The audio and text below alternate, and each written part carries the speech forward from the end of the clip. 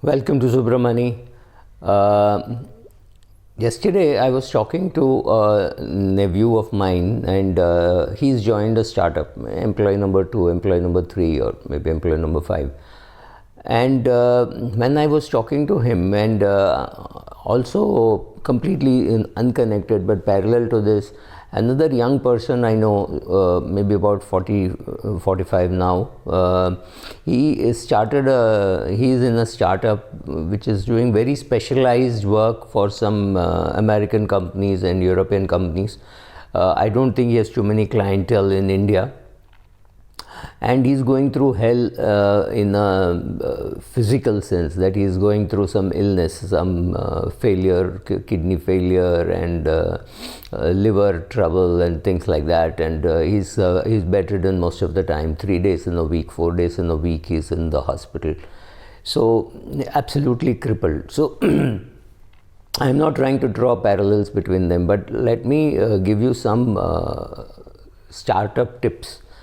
The minute you quit your job to do a startup, or you do a startup the day you qualify as an engineer, or you finish your MBA or whatever, do 2-3 things. One is get in touch with a very, very good medical insurance agent. Don't try doing this online. Somebody who will stand by you, who will go to the hospital, make the claim, collect the correct papers, make the claim, tell you when to take the doctor's prescription, when to attach, when not to attach. Medical insurance is far more complicated than life insurance. Don't try to go it alone. It's not worth it. I don't think you save much on premium by going direct also, unlike in, say, term insurance. Okay, so I'm digressing, sorry. So first thing is to take adequate insurance. So maybe a 10 lakh cover, a 10 lakh top up, and a 10 lakh super top up, 30, 40, 50 lakhs a crore, not only for you, but for your spouse, for your children, for your parents, whoever is dependent on you, whoever bill you're paying. If you have a younger brother who is not capable of earning for whatever reasons, physical limitations, mental limitations, him also, right? Make sure you're adequately insuring all the people around you, so that if something happens, you don't have to remove money from your business, and you can concentrate on your business without worrying about the bills. Yes, physically it will take a toll if it is you who's got a kidney failure or a heart trouble, and that could be the end of the business. But what happens is, at that time you can't even do fundraising very easily. You don't want to go on social media saying you are ill and you want to raise money. That is not going to happen. You have so you will need to have your own resources, and you don't have a corporate support. You don't have a credit card which you can pay after 1 year, 2 years, 3 years. No, you don't have a credit free loan, interest free credit. Into such trouble, and you can't talk about it too much, because people will go to your Twitter handle, find out. People will go to Facebook, LinkedIn, somewhere, and find out that you're unwell. Now you have various types of threats. Some of your own employees may think, oh, this guy is not well, let me take some business and run away. Or your client may think, oh, this guy has got major problems, or this girl has got major problems, let us not do any business. So there is huge risk of falling ill and not attending to your business. But if suppose your spouse were ill, and you were a guy and your spouse was ill, it will definitely take its toll on you mentally, but not physically. But if you have adequate insurance, at least you're not worried that if I put her in hospital, how much is it going to cost me? Oh, it's going to cost me 22 lakhs. Where will I get 22 lakhs from? That worry at least you can outsource by paying a premium. Similarly, take adequate insurance for yourself, adequate term insurance for yourself. Make your mother, father, wife, and any other dependent the beneficiaries, right? You want to take different policies, that also makes sense. Suppose you have had a rebel marriage, and you married outside your community, you're married outside your religion. Better to take separate insurance for your parents, and separate insurance for your spouse, because if something were to happen to you, I mean, if you were to die, I don't know whether your wife and your mother-in-law, your mother will get along well, right? So you don't want your mother to go to your wife and say, give me some money, and you don't want your wife to go to your mother and say, give me some money, give my jewelry, it is lying in your locker. All that can be very, very embarrassing, especially if you are not around. because suddenly either your parents blame your wife for what happened, or your wife blames your parents and says, oh, we didn't even know that he was so ill, and blah blah blah. You never know how the relationship is going to be after your death. So make sure that the finances are separate. Make sure that you have made a will, especially if you own a house. If you don't own a house, you don't need to make a will. And right, get your documentation right. If you are a woman and you've changed your name, make sure all your documents are in the same name, right?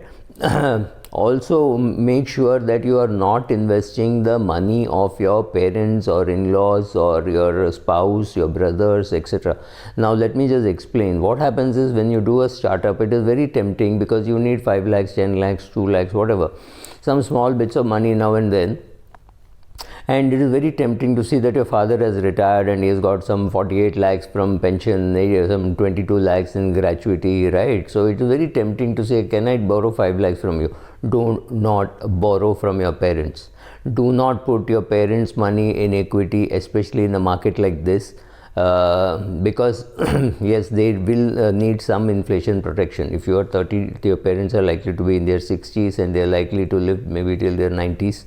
So yes, they need inflation protection, but SIP works for your parents better than anything else. Remember, your life, it's a high risk life. Your own job is not, it's not a job, it's a business, it's a practice, whatever. But your real life activity is like equity. You're taking all the risk there. So your portfolio should not take risk, need not take risk. You need to build up very quickly. Let me also explain that if you are let's say a startup entrepreneur, you are doing something in technology and your wife is employed very well, she's a doctor and she's working in a big hospital, she's earning 3 lakhs a month and your expenses are about 50,000. You've not bought a house, you're staying on rent, that's fine, that's how it goes. Then the stress is less because you know that you can live on your wife's cash flow till your business takes off. However, if your wife is not earning and you are the businessman, then you have to understand that you have to provide the cash flow. If you have kids in school, you have to provide for the cash flow for the kids in school till your business stabilizes, right? You need to understand all this. So when your father retires, take all his money and put it into nice good debt instruments, not in equity, because you don't want your dad to be taking risk in equity with his retirement money and you take a risk with your career. In terms of cash flow, it can be a disaster, right? Especially, let's say you put a lump sum. Your dad retired and you got 20 lakhs lying there. So you put that into lump sum into an equity fund or maybe an equity share. And the market falls and your business does not take off. It's going to hurt him like anything. He may not say anything, but it is going to hurt him. Or it's going to hurt your mother whose retirement procedure put here. So don't do that. Put into senior citizen savings scheme. Put it into Pradhan Mantri Varishta Bima Yojana. After you have exhausted all that, still create a buffer. Because if you've created a nice solid buffer for your dad, and if the market falls and your business does not take off, you can tell him, look, your cash flow for the next 5, 7, 10 years is assured. You don't have to worry about what the market is doing and you don't have to worry too much about what my business is doing. I will get funding and I'll be fine. I'll not have a problem. But don't take risk with people around you. With their money should go into good quality debt. Which means government kind of thing, or solid banks, State Bank of India or an HDFC Bank. Keep your money safe. Keep the money for the people around you safe. When you don't understand all these, when you don't understand the importance of safety, don't be tempted to say, oh, I can go direct and invest in mutual funds. Yes, you can, but you have to understand the whole circumstances. So find a good advisor who will be able to tell you all this. Now I am giving you very broad helicopter level gyan. Which fund to invest, how to invest, all that. If you don't know, seek help. If you know, that's fine, but again, you may not understand the importance of medical insurance, critical illness insurance, life insurance, taking a term insurance without return of premium, taking a simple vanilla term insurance. Maybe you take 50 lakhs with your dad as a nominee, 50 lakhs with your mother as a nominee, 50 lakhs with your wife as a nominee, right? So you know that independent cash flows are insured for them. If your parents are together, then you can have one policy with 50-50, but your wife's policy better be separate, because you don't know how they will behave with each other when you are not around.